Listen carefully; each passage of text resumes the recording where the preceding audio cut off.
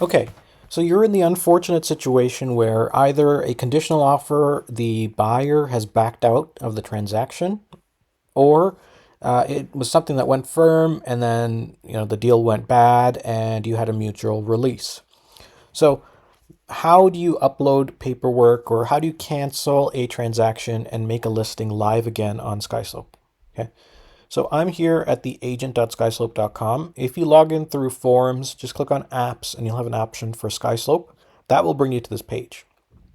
Once you're at this page, all you have to do is click on view transactions, and that brings you to all of your current transactions. Find the transaction that is related to your listing.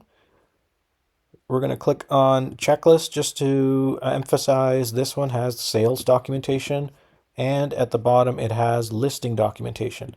So this is the transaction that was a listing. We converted it to a transaction. That transaction has now gone bad.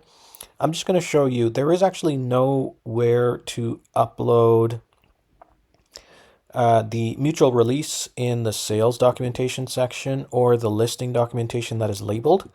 How we want you to handle this is mutual releases should be uploaded into the miscellaneous documents section.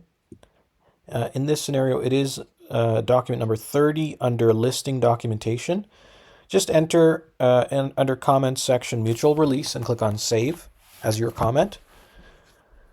Then you're going to scroll all the way back up to the top. You're going to click on transaction actions and you're going to click on cancel transaction.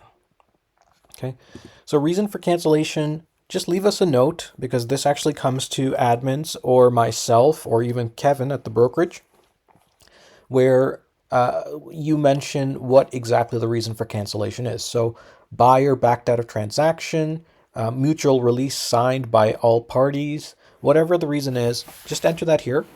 Okay, so I'm going to say buyer backed out of transaction. Okay, and then the option here, which should be selected as yes by default, is reactivate original listing. Okay, so you want to make sure that's yes. You're going to go to cancel transaction. That's going to cancel the transaction, and very quickly this link is going to show up. Listing has been reactivated with a blue link to the listing. So if you click on that address for your property, you're taken back to the original listing checklist.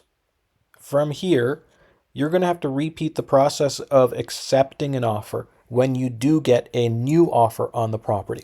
So I'm not going to go through that process because we have a full other video, but I just wanted to give you an idea of what we require you to do when you have a listing that fails.